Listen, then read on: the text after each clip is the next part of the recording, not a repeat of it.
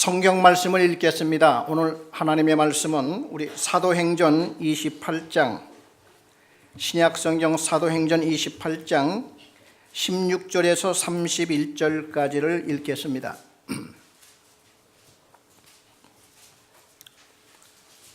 신약성경 236페이지, 사도행전 28장 16절부터를 제가 읽겠습니다. 우리가 로마에 들어가니 바울에게는 자기를 지키는 한 군인과 함께 따로 있게 허락하더라. 사흘 후에 바울이 유대인 중 높은 사람들을 청하여 그들이 모인 후에 이르되, 여러분 형제들아, 내가 이스라엘 백성이나 우리 조상의 관습을 배척한 일이 없는데 예루살렘에서 로마인의 손에 죄수로 내준 바 되었으니 로마인은 나를 신문하여 죽일 죄목이 없으므로 석방하려 하였으나 유대인들이 반대하기로 내가 마지못하여 가이사에게 상소하며 내 민족을 고발하려는 것이 아니니라. 이러므로 너희를 보고 함께 이야기하려고 청하였으니 이스라엘의 소망으로 말미암아 내가 이 쇠사슬에 매인 바 되노라. 그들이 이르되, 우리가 유대에서 네게 대한 편지도 받은 일이 없고 또 형제 중 누가 와서 네게 대하여 좋지 못한 것을 전하든지 이야기한 일도 없느니라. 이에 우리가 너의 사상이 어떠한가 듣고자 하니 이 파에 대하여는 어디서든지 반대를 받는 줄 알기 때문이라 하더라. 그들이 날짜를 정하고 그가 유숙하는 집에 많이 오니 바울이 아침부터 저녁까지 강론하여 하나님의 나라를 증언하고 모세의 율법과 선지자의 말을 가지고 예수에 대하여 권하더라. 그 말을 믿는 사람도 있고 믿지 아니하는 사람도 있어 서로 맞지 아니하여 흩어질 때에 바울이 한 말로 이르되, 성령이 선지자 이사야를 통하여 너희 조상들에게 말씀하신 것이 옳도다 일렀으되, 이 백성에게 가서 말하기를 너희가 듣기는 들어도 도무지 깨닫지 못하며 보기는 보아도 도무지 알지 못하는도다. 이 백성들의 마음이 우둔하여져서 그 귀로는 둔하게 듣고 그 눈은 감았으니 이는 눈으로 보고 귀로 듣고 마음으로 깨달아 돌아오면 내가 고쳐줄까 함이라 하였으니, 그런즉 하나님이 이 구원이 이방인에게로 보내어진 줄 알라. 그들은 그것을 들으리라 하더라. 바울이 온 이태를 자기 셋집에 머물면서 자기에게 오는 사람을 다 영접하고 하나님의 나라를 전파하며 주 예수 그리스도에 관한 모든 것을 담대하게 거침없이 가르치더라.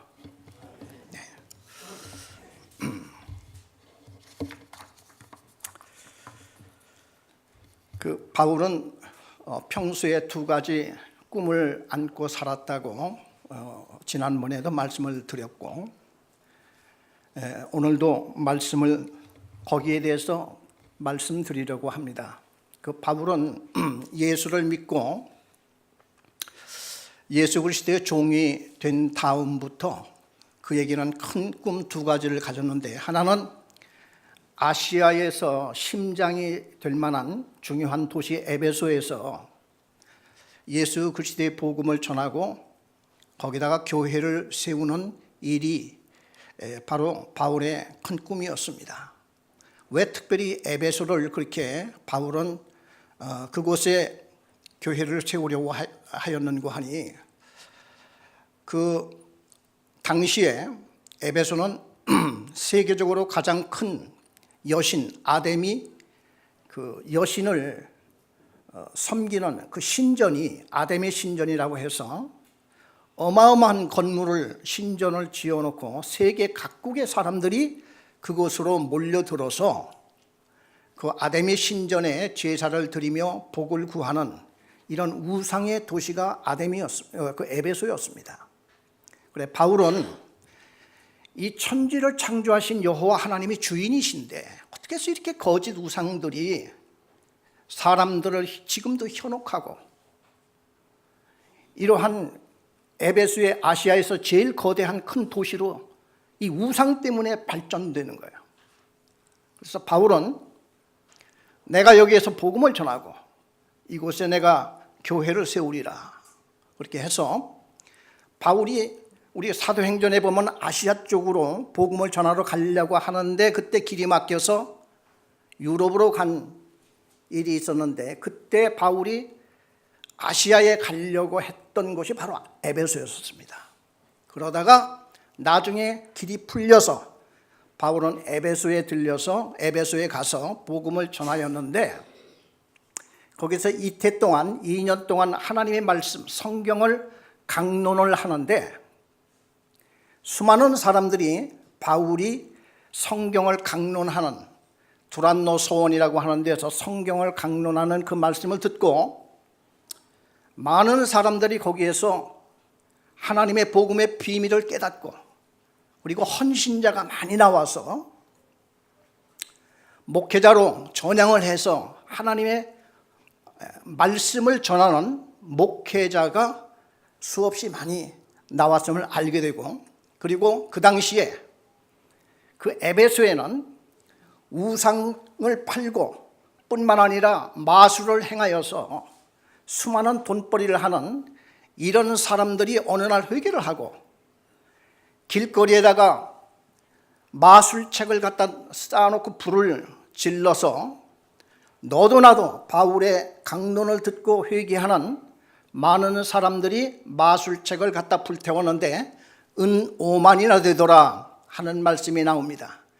그래 어느 분이 현재 돈으로 환산을 하면 약 50억이나 되는 큰 이러한 책을 불태우는 이런 어마어마한 이러한 일이 벌어진 곳이 바로 에베소였습니다. 바울이 또 하나의 꿈을 가진 곳이 로마였는데 오늘 성경을 읽은 말씀이 바울이 로마에 들어가서 복음을 전하는 말씀이 자세히 기록이 되어 있습니다. 로마에 임한 하나님의 나라에 대한 말씀을 오늘 드리려고 합니다. 오늘 읽은 사도행전 28장 16절을 보게 되면 우리가 로마에 들어가니 바울에게는 자기를 지키는 한 군인과 함께 따로 있게 하였더라. 이 말씀이 나옵니다. 여기 우리가라는 이 복수 단어가 나옵니다. 바울이 혼자 로마에 입성하는 게 아니라 우리가라고 하는 이 단어를 쓰게 된 이유가 뭘까? 이것은 바로 바울은 혼자 다닌 게 아니라 늘 바울 곁에는 누가라고 하는 이방 청년이 따라다녔습니다. 그 사람이 누가입니다.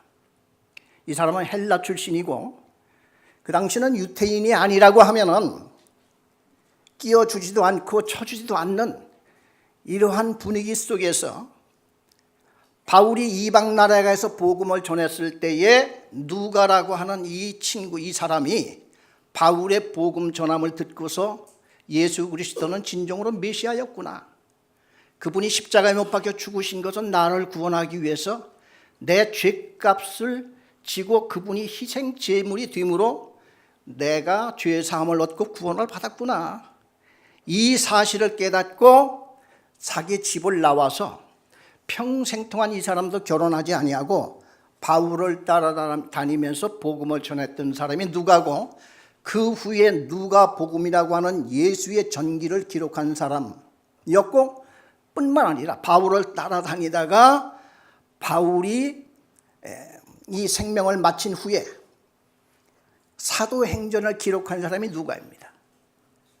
그래서 지금 오늘 읽은 28장 16절에 우리가라고 하는 복수를 쓴 것은 바로 누가가 바울과 자기를 포함해서 우리가라고 하는 단어를 지금 쓰고 있는 거예요. 우리가 로마에 들어가니 바울에게는 자기를 지키는 한 군인과 함께 따로 있게 하더라. 바울이 로마에 들어간 것은 불행하게도 죄수의 신분으로 들어갔어요.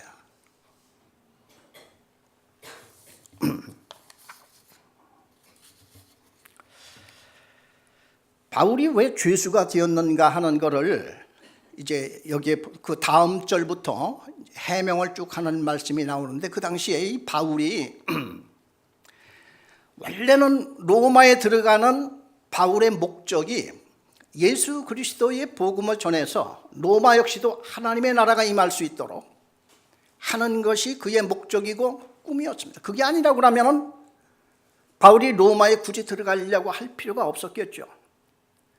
그래 이 바울은 두 번째 꿈을 이루기 위해서 로마로 가려 하는데 무슨 일이 그 당시에 있었는고 하니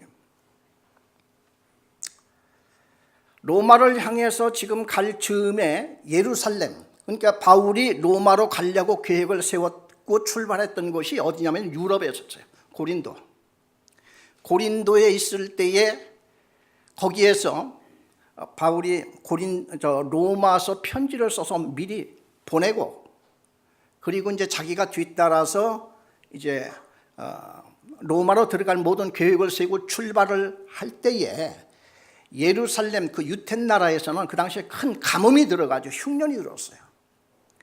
그래 흉년이 이제 들다 보니까 예루살렘 교회가 굉장히 어려움을 겪었고 뿐만 아니라 예루살렘 교회에 함께 있는 여러 성도들이 그 많은 그 가난 속에서 아주 고난을 당하는 이런 큰 어려움을 겪고 있을 때였습니다. 그래 바울이 그때 무슨 생각을 했는가 하니 우리 복음을 받은 것도 예루살렘이고 하나님의 모든 말씀이 이루어지는 곳이 바로 예루살렘으로부터 시작되는 우리 모교회, 어머니와 같은 이런 교회인데 예루살렘 교회가 이렇게 육신적으로 큰 고난을 당하고 있을 때에 우리가 가만히 있어서는 되겠느냐. 그래 바울이 자기가 교회를 세우고 개척하였던 아시아의 여러 교회와 그리고 유럽에 있는 여러 교회들에게 연락을 하여서 이럴 때 우리 사랑의 헌금 모금을 하자, 연보를 하자. 이렇게 해서 바울이 자기가 가지 못하는 것은 자기 동료들, 형제들, 많은 성도들에게 이렇게 연락을 해서 각 교회에서 예루살렘 모교회의 어려움을 겪고 있는 그 상황 속에서 사랑의 헌금을 모금을 한 거야. 그래서 바울이 로마로 가기 전에 예루살렘을 들려서 모금했던 그 헌금을 예루살렘 교회에 전달을 하고 그리고 나서 로마로 가려고 이제 계획을 세우고 많은 연보를 거두고 하는 것이 우리 고린도 전서에 보면 나오죠. 사랑의 헌금을 걷고 뿐만 아니라 고린도 전서뿐만 아니라 마게도냐 또 아시아에 있는 각 교회에서 헌금 모금을 해서 그 돈을 가지고 예루살렘에 들여서 예루살렘 교회 장로들한테 전달을 하고 가려다가 유태인들한테 붙들린 거예요. 거기서 붙들려서 뜻하지 않게 바울은 죄수의 신분이 됩니다. 우리 그 광경을 잠시 동안 우리 한번 성경을 찾아서 읽어볼 때에 이것을 우리가 잘 좀 더 이해할 수 있을 것 같습니다.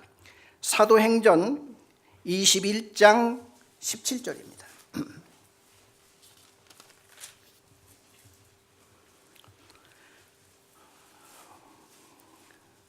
바울이 연보를 그 사랑의 헌금을 거두어서 예루살렘에 도착해서 장로들에게 전달하는 말씀이 사도행전 21장 17절 18절에 기록이 되어 있습니다.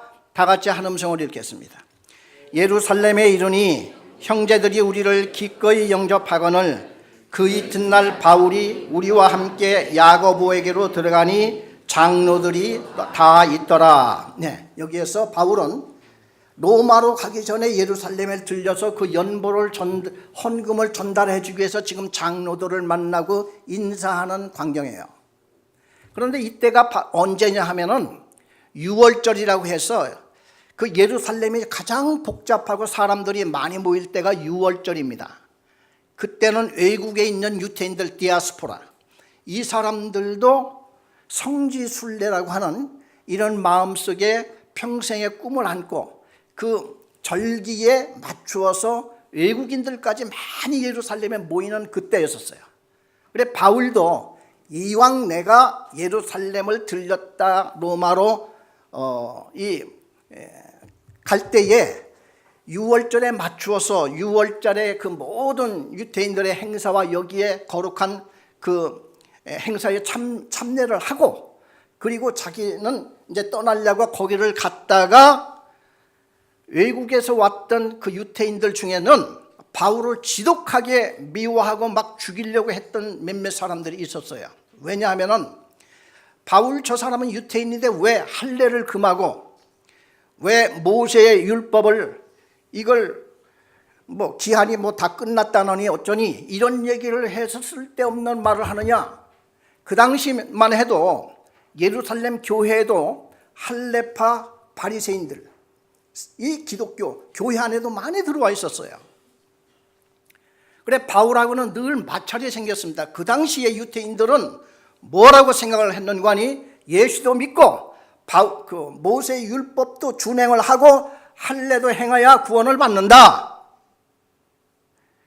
이렇게 복음을 전했어요. 그래 바울과 바나바는 이건 안 된다. 그래서 예루살렘 총회가 한번 열렸죠. 그때에 분명히 이걸 결정을 지었습니다. 이방 사람들에게 쓸데없는 무거운 짐을 지울 필요는 없다, 이렇게 결론을 내리고 오직 구원은 예수 그리스도를 믿음으로 말미암아 구원을 받는다 하는 것이 예루살렘 첫 회의에서 결론이 난 상태이고, 그 이후인데도 불구하고 이런 사건이 또 일어난 거야. 그래 바울이 예루살렘 성전 앞으로 갔는데 어떤 사람이 소리 지르기를, 야, 저 바울이 지금 이방 사람들을 데리고 성전 안에 들어가려고 한다 하고 소리를 지르는 거야. 그 당시에 이방 사람은 성전 안에, 그 성전 그러니까 이제 마당이죠. 담이 있고 담 안에는 유대인들밖에 못 들어갑니다. 그런데 바울이 이방 사람을 데리고 그 마당에 들어가려고 했다는 거예요 지금. 그렇게 소리를 지르니까 유대인들이 막 모여 들어가서 바울을 잡습니다. 뭐 법이 뭐 당장에야 뭐 법을 뭐 성경을 필 수가 있습니까? 뭘 어떻게 합니까?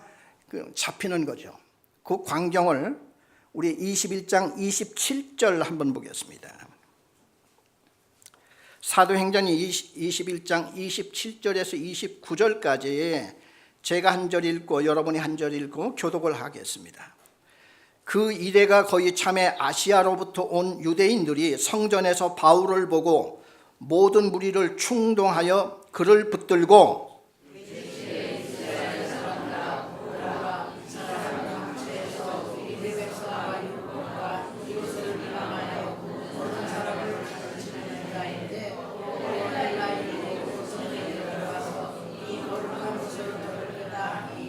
다 같이 29절, 이는 그들이 전에 에베소 사람 드로피모가 바울과 함께 시내에 있음을 보고 바울이 그를 성전에 데리고 들어간 줄로 생각함이러라.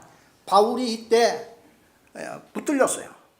영문도 모르고 뭐 사람들이 막 하니까 뭐 우겨싸가지고 바울을 붙들고, 그때부터 바울이 고소를 당하여서 재판을 받게 됩니다. 그런데 뜻하지 아니하게 로마로 가려다가 재판을 받기 시작하는데 자그마치 얼마나 시간이 흐르냐면 2년 동안 이리 왔다 저리 왔다 재판에 끌려다니면서 바울이 재판을 받아요. 그런데 그 중에는 저 바울은 죽여야 된다, 그래 암살단이 조직이 됐어요. 그리고 저 바울을 죽이기 전까지는 우리 밥을 안 먹는다. 얼마나 무서운 그 맹세들입니까? 이런 사람이 40명이 이렇게 결성이 됐다는 거예요. 바울을 죽이기 전에는 밥을 안 먹겠다 하는 사람 유대인들 40명이 결성이 되었는데 그 소식을 들었어요.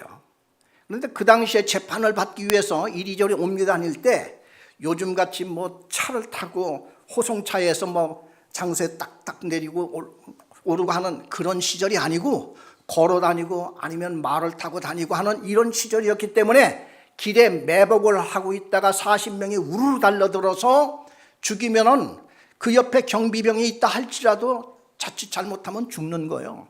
죽은 다음에는 무슨 뭐 재판이 무슨 소용이 있겠습니까?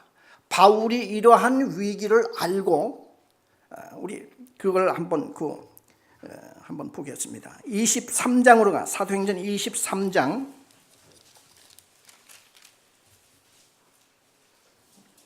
12절 13절을 우리 다 같이 한 음성으로 읽겠습니다. 날이 새매 유대인들이 당을 지어 맹세하되 바울을 죽이기 전에는 먹지도 아니하고 마시지도 아니하겠다 하고 이같이 동맹한 자가 40여 명이더라. 바울이 이러한 살벌한 분위기를 알고 내가 이러고 있을 때가 아니라 자기는 로마 시민권자였어요. 바울은. 그래, 로마의 시민권자는 그 당시에 어떠한 문제와 재판을 받을 때에 로마 황제에게 나는 재판을 받겠다 이렇게 선언을 할 수 있는 권리가 있었어요. 그래, 바울은 내가 유태에 머물면서 이리저리 끌려다니면서 재판을 받다가 어느 순간에 내가 암살을 당할지 모르니까 차라리 로마 황제한테 가서 내가 재판을 받겠다고 선언을 하자. 그래서 재판장에 딱 섰을 때에 선언을 합니다. 나를 로마 황제 가이사에게 재판을 받도록 해주시오. 선언을 하니까 거기에 있던 그 유태의 높은 사람들이 그 말을 듣고서 그 당시에 그 유태 나라는 로마의 종속 국가였었거든. 식민지였었단 말이죠. 그래서 할 수 없이 바울의 그 말을 딱 듣고 난 후에는 바울을 로마로 압송하게 됩니다. 그래서 바울이 로마로 가는 거예요. 지금 우리 25장 사도행전 25장 11절 12절을 우리 다 같이 한 음성으로 읽겠습니다. 만일 내가 불의를 행하여 무슨 죽을 죄를 지었으면 죽기를 사양하지 아니할 것이나 만일 이 사람들이 나를 고발하는 것이 다 사실이 아니면 아무도 나를 그들에게 내줄 수 없나이다. 내가 가이사께 상소하노라 한데 베스도가 배석자들과 상의하고 이르되 네가 가이사에게 상소하였으니 가이사에게 갈 것이라 하니라.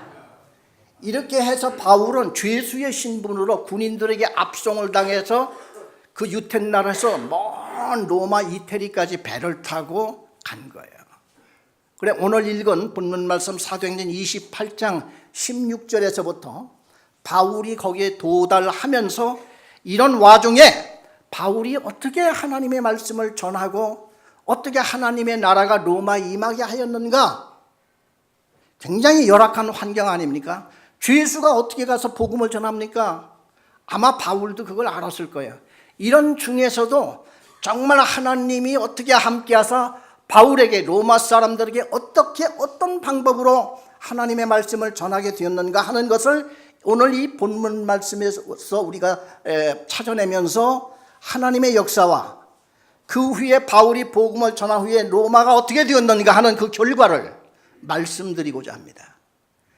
오늘 읽었던 다시 사도행전 28장으로 가서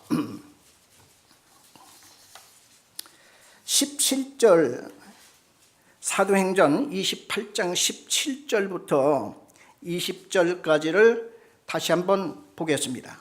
그 17절에 보니까 우리 20절까지 제가 한 절 읽고 우리 여러분이 한 절 읽고 이렇게 해서 교독을 하겠습니다. 사흘 후에 바울이 유대인 중 높은 사람들을 청하여 그들이 모인 후에 이르되 여러분 형제들아 내가 이스라엘 백성이나 우리 조상의 관습을 배척한 일이 없는데 예루살렘에서 로마인의 손에 죄수로 내준 바 되었으니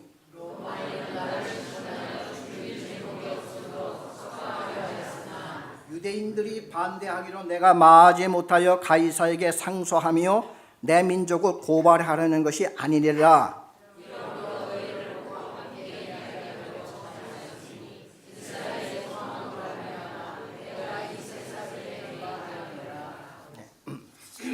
그러니까 이 바울은 로마에 도착한 후 사흘 후에 자기는 지금 이제 죄수의 신분이잖아요. 그런데 그 당시에 흉악범들은 로마에 도착하면 바로 감옥으로 이렇게 이송이 되지만은 바울 같은 경우에는 종교법 때문에 지금 재판을 받으러 온 어떻게 말하면 이제 경범죄인이죠. 그러다 보니까 군인 한 사람만 옆에 세워 감시자를 붙여놓고 로마 정부에서 죄수도를 수용하는 안가가 있었어요.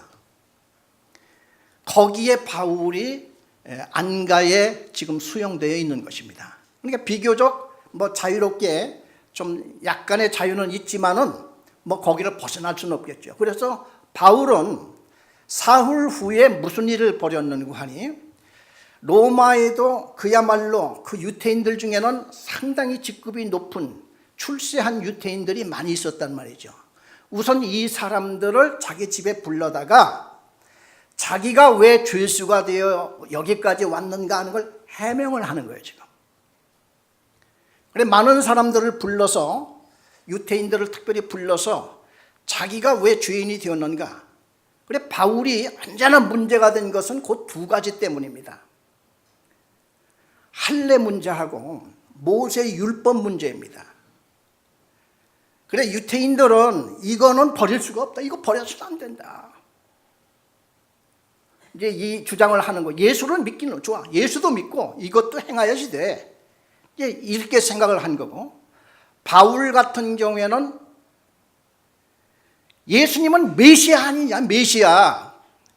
메시아를 하나님이 이 세상에 보내시기 전까지는 임시 대형품으로 양으로 희생 제물을 드리기 위해서 성전도 짓고 제사장도 주었고 희생 제물이 필요했고, 그리고 뿐만 아니라 하나님, 유태인들은 하나님의 백성이다 보니까 하나님의 백성이라고 하는 상징적인 표시로 할례를 아브라함 때부터 시작을 했다. 그러나 메시아가 오지 않았느냐? 하나님이 보내신 그 메시아가 지금 지상에 도착을 해서 그 양반이 십자가 못 박혀 죽으신 이유가 뭐겠느냐?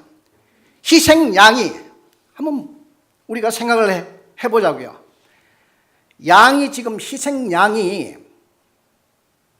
제물이 되어서 피를 흘리고 불타 지금 사라지는, 이것이 이제 희생 제물 아닙니까? 구약 시대에는 수많은 양들이, 또 소들이 제물로 사라지고 했죠.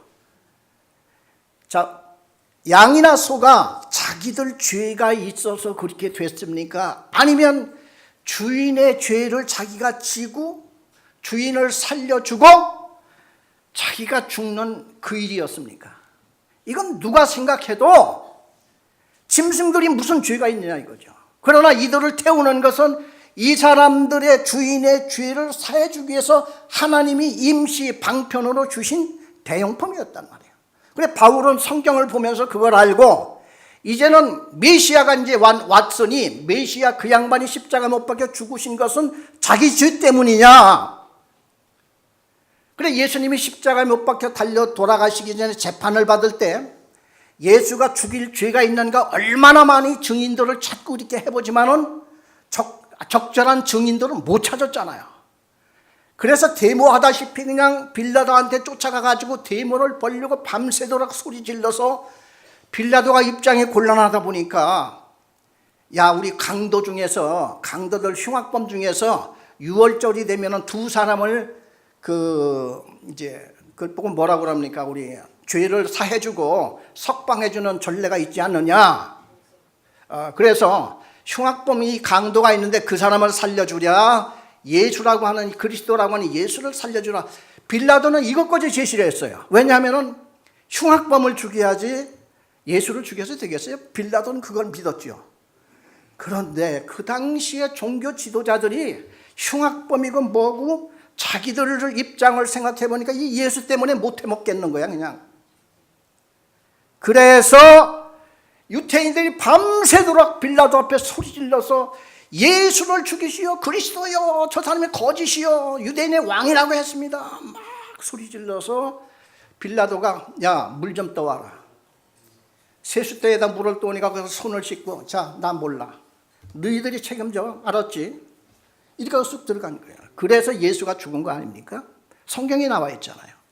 예수가 죽인 것은, 그래, 바울이 말하기를 그 양반이 죽은 것은 우리 인간의 죄를 자기가 지고 희생 제물로 되어서 십자가에 못 박혀 죽은 거야.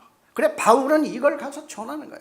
그런데 왜 뭐 이제 와가지고 뭐 또 그 모세의 율법을 또 지켜야 된다느니 뭐 지금도 양 잡아서 그럼 또 뭐 제사 지내야 된단 말이에요. 예수님이 이미 와서 이제 하나님이 보내신 메시아가 와서 십자가에 못 박혀 죽으시고 부활을 하신 것은 이제 예수를 믿는 모든 자들에게 앞으로 너희들도 이와 같이 부활하고 영원히 천국에서 살 거야, 이걸 보여주시고, 그래서 바울은 그리스도는 첫 열매라고 그랬어요. 우리 모든 믿는 자들에게 첫 열매, 첫 샘플. 우리도 똑같이 그와 같은 일이 이후에 벌어질 것을 약속하신 거예요. 그 부활이 종이 쪽지에다 약속한 게 아니라 예수님이 부활하심으로 그걸 우리한테 보여주시는 거예요. 이런 확실한 예수 그리스도의 증거와 이 모든 것이 있는데 왜 자꾸 그 옛날 지나간 이거를 하느냐? 그것 때문에 바울이 문제가 되는 겁니다. 그래서 지금도 로마에 압송되어서 온 그 이유가 이것 때문에 왔다 하고 고관들을 불러서 해명을 한 거예요. 지금. 그래 고관들이 이렇게 들어보니까 당신에 대해서 우리는 아는 바도 없고 뭐 우리 고국에서 무슨 편지 받은 것도 없고, 그런데 이 예수파에 대해서는 우리가 종종 들어봤는데 상당히 반대들이 많다. 이참에 당신한테 한번 들어보자. 예수 그리스도 파가 이게 무슨 파냐? 당신은 그 파에 지금 이 파에 믿는다고 하니까 이참에 한번 들어봅시다. 자, 여기서 두 가지 문제가 나와요. 두 가지에 참 우리가 봐야 할 것은, 참 바울이 생각할 때는 도무지 복음을 전할 수 없다고 생각을 한 거야. 주 예수의 신분을 어떻게 복음 전합니까? 그렇죠? 그냥 뭐 자유로운 몸이라도 가서 복음 전한다고 하는 게 참 힘든데, 그래서 바울은 절망 가운데, 속으로는 얼마나 절망했겠어요. 주 예수의 신분으로 로마까지 지금 도착 왔는데, 그런데도 가만히 생각하는 게 해명이나 좀 해야지. 근데 뜻밖에도 고관들이 그 말을 듣더니 바울의 말을 들어보겠다는 거야. 바울이 여기서 눈이 번쩍 뜨인 겁니다. 야, 하나님의 역사입니다. 하나님의 역사는 언제 어떻게 일어날지 모릅니다. 여러분, 우리는 길이 잘 풀릴 때만 하나님의 역사예요.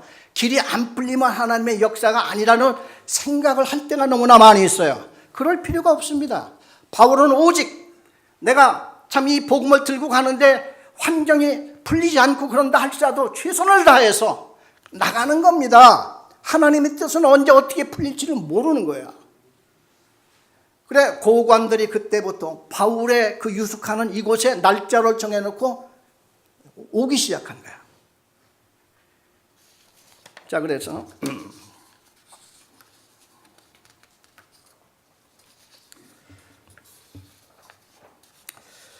그 다음에 우리 21절에 사도행전 28장 21절에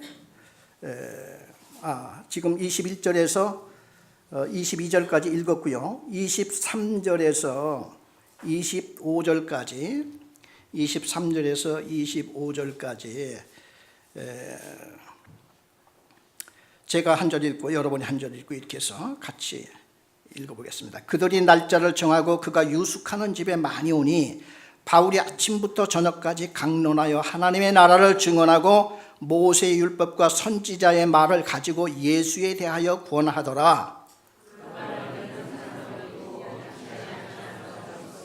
다 같이 25절. 서로 맞지 아니하여 흩어질 때에 바울이 한 말로 이르되 성령의 선지자 이사야를 통하여 너희 조상들에게 말씀하신 것이 옳도다. 네.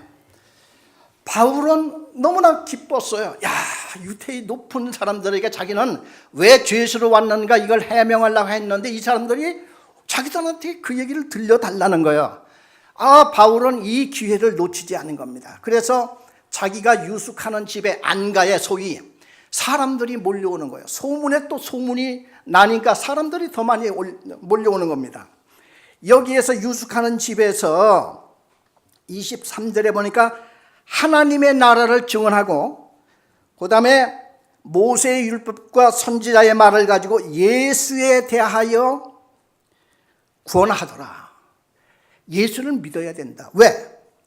이 모든 율법은 앞으로 하나님이 보내신 그 메시아 그리스도가 올 것을 예언하고 상징적이고 그림자로 구약 성경 다 주었는데 우리는 유태인들은 그걸 지금까지 고수하고 그걸 지켜왔고 그 말씀에 순종하면서 지금껏 지내와지 않았느냐.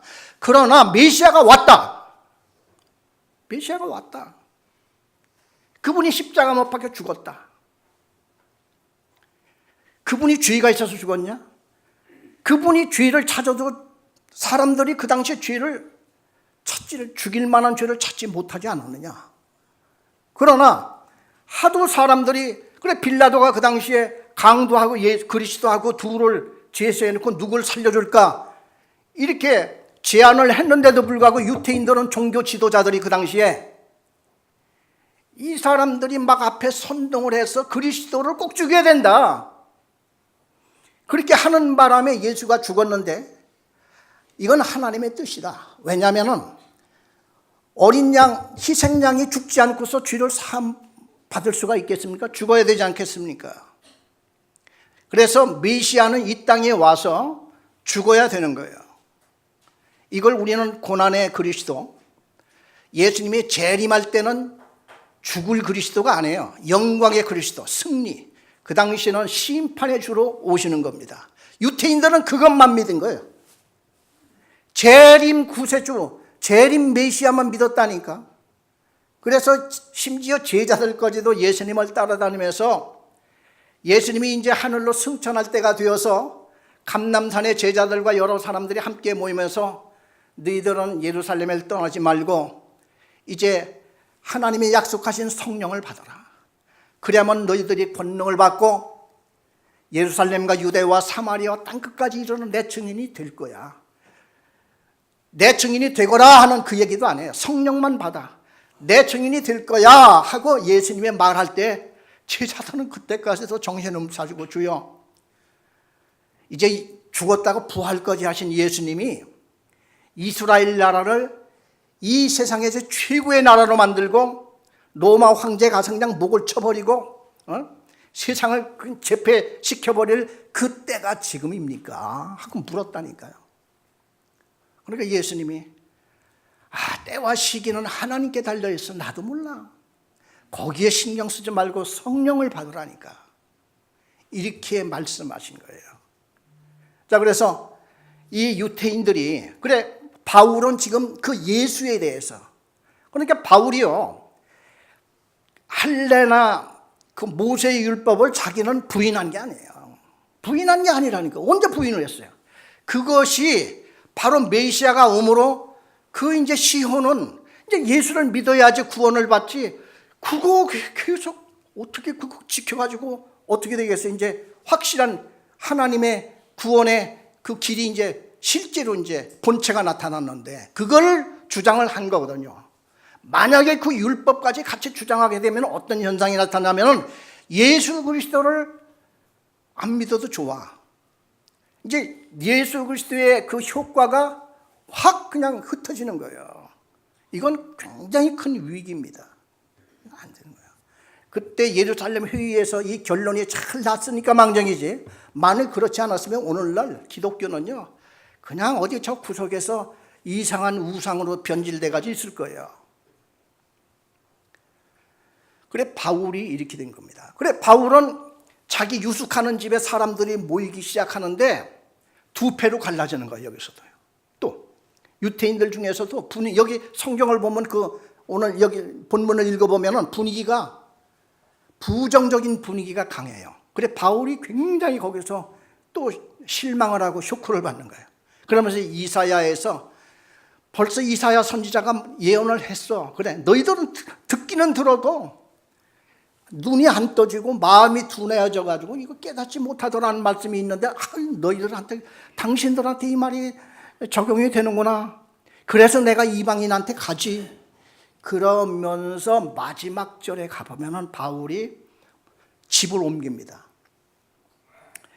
그 23절에 보면 유숙하는 집이라고 하는 것은 그 헬라 원어에 보면요 로마 정부에서 마련한 죄수들이 임시 거처하는 그 집이에요. 유숙하는 집이에요. 그런데 30절에 보면은요 28장 30절에 보면 바울이 온 이태를 자기 셋집에 머물면서 이렇게 됐어요. 2년 동안, 그러니까 재판을 받는데 황제한테 재판받으러 오는 사람들이 얼마나 많은지 2년을 기다리고 있었던 거예요. 그 사이에 바울은 안가에서 나와서 자기 셋집을 돈을 들여서 셋집을 마련했는데, 많은 학자들이 그때 생각하기를 로마에는 이미 교회가 있었어요. 누가 세운지를 몰라. 왜냐하면 로마서를 이미 썼잖아요. 로마 교인들한테 보내는 로마. 그래 바울이 가서 첫 번에 로마에 가서 복음을 전해서 교회가 있었던 게 아니고 로마에 이미 교회가 있었어요. 그 교인들이 바울을 많이 협력하고 또 헌금도 같이 해주고 그래서 셋집을 얻었을 것이다, 그렇게 생각하는 거예요. 그래 왜 셋집을 얻었겠느냐? 집도 좀 더 커야지 되게. 왜? 믿고자 하는 사람들이 몰려오는 거예요, 이제 바울에게. 우리 에베소에서도 그런 일이 일어났지 않습니까? 에베소에서도 처음에는 회당에서 전하다가 반대가 심하니까 두란노 소원으로 옮겼죠. 그리고 거기서 2년 전에 했어요. 바울도 로마에 와서 이상하게 황제한테 재판을 받는데 2년이 시간이 걸렸단 말이죠. 그 사이에 셋집을 얻어놓고 복음을 잘 듣고 이게 사실인가 하고 은혜를 받고자 하는 사람들을 따라 모아서 그때 자유롭게 자기 셋집에서 돈을 들여가면서 이 사람들한테 복음을 전했어요. 하나님의 말씀이 마음에 심겨지는 곳에 하나님의 나라가 임하는 거예요. 하나님의 나라는 하나님이 통치하는 나라를 뜻하거든요. 하나님의 나라가 뭐 세상에 뭐 땅이나 무슨 그거를 지금 말하는 게 아니고, 하나님의 나라는 하나님이 통치하는 그 영역을 하나님의 나라라고 얘기하는 거야. 로마에 하나님의 나라가 임하기 시작을 하는데, 비록 소수고 또 그 중에는 아마 평민이나 이방인들도 많이 있었을지도 몰라요. 그렇지만 상관없어. 하나님의 나라가 임하기 시작하는 그 조그만, 여기는 어떤 결과도 안 나와요. 그러나 300년 후에 어떤 일이 일어나면 로마가 뒤집어집니다. 그리고 기독교가 로마의 국교가 됩니다. 놀랍지 않았어요? 그때 콘스탄티누스 황제, 이 사람이 기독교인이 되고, 이 사람 어머니가 헬레네라고 해서 그 어머니가 아주 독실한 기독교인이 되었습니다. 그래서 로마가 이 콘스탄티누스 황제가 되면서 어떤 현상이 벌어지냐면은 일요일을 안식일로 대체한다 선언을 했어요. 그때부터 일요일이 공휴일이 된 거예요. 세계적인 공휴일이 된 겁니다. 그리고 뿐만 아니라 12월 25일을 성탄일로 한다, 이렇게 됐어요. 왜 그런지 아십니까? 원래 12월 25일은 로마 사람들이 태양 앞에서 태양을 섬기는 태양절이었어요. 그리고 로마 사람들이 제일 크게 잔치하고 그 사람들의 명절 중에서 제일 큰 명절이 12월 25일이었어요. 근데 예수님의 생일도 모르고 탄생한 날도 모르잖아요. 그래 콘스탄틴 황제가 무슨 생각을 했냐면은 예수님의 생일을 이날로 하자. 얼마 못 가서 로마 사람들이 제일 크게 큰 명절을 지키는 이 명절이 자동 예수님 탄생일 축제일로 변하게 될지 누가 아느냐, 이렇게 된 거예요. 그래서 12월 25일을 그냥 성탄절로 정한 거예요. 우리 김명은 박사님 얘기를 들어보면 6월 달이 예수님의 생일이라고 그러죠. 요즘에는 이제 컴퓨터가 너무 우수한 컴퓨터가 나와가지고 하늘에 있는 별 그 전체를요, 이걸 사진을 찍어서 거꾸로 이렇게 자꾸 이렇게 옛날로 빠꾸해서 이렇게 이거 별자리를 돌려가면서 보면 날짜가 정확하게 나온대요. 근데 예수님의 탄생이 지금까지 이제 BC 4년으로 알고 있었는데 BC 6년 6월 달이라고 하는 게 이제 나온 거예요. 왜냐하면 별자리가 그 당시에 동방박사들이 별 따라왔죠. 그게 별 사이에서 그 몇백 년마다 한 번씩 돌아가는 그, 저는 들었어도 모르겠어 무슨 별자리인지. 그래서 그게 날짜까지 지금 다 나온다니까요. 그래서 12월 25일 그 당시에 콘스탄틴 황제가 12월 25일을 예수님의 탄생일로 그냥 선포해버렸다니까. 그래 지금은 그거 예수님의 생일도 아닌데 뭐 지켜. 언젠가는 또 한 번쯤은 지키고 아이들 교육용에도 좋잖아요.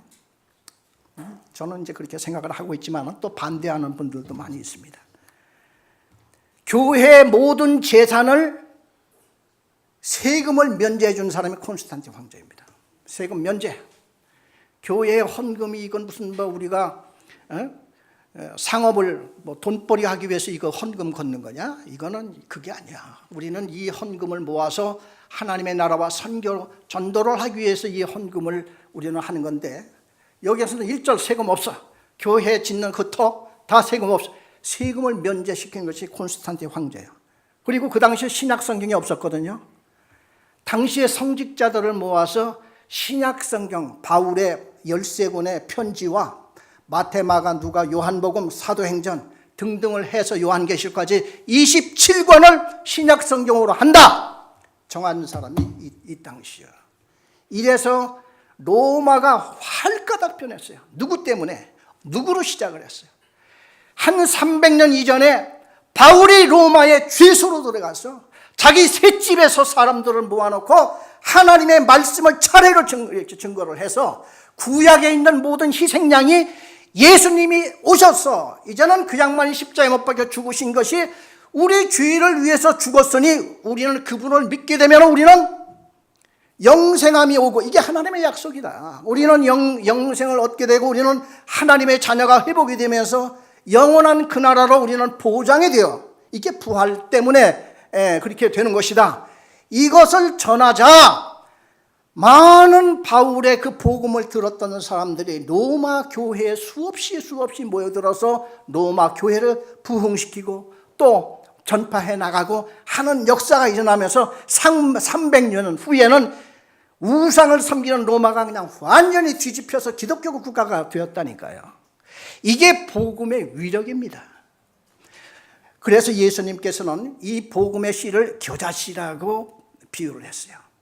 씨 중에서 가장 작은 씨가 겨자씨인데 이걸 한 알갱이가 걸 땅에 떨어져 이게 죽게 되면은 그 속에는 생명이 있는지라 싹이 나고 이게 자라면서 점점 커져가지고 상당히 큰 이런 숲을 이루는 이러한 역사가 바로 겨자씨의 역사인데, 하나님의 천국의 복음은 겨자씨와 같다 하는 그 이야기가 바로 이 말씀이에요. 뿐만 아니라 가루 서말이 있는데 그 중에서 누룩 한 조각을 떨어뜨려 봐라. 이게 부풀어져가 나중에는 온 가루에 다 이게 부푼 이런 누룩이 들어가는 이렇게 가루가 되지 않느냐. 이것은 모두가 하나님의 천국이라고 하는 것은 우리 미래에 우리는 영원한 그 나라에 가겠지만은 현재 여기서는 사람들 그 마음속에 떨어지는 하나님의 복음의 그 말씀이 떨어지는 그곳에 하나님의 통치가 함께 이루어지기 시작하는 거예요. 이게 생명이에요.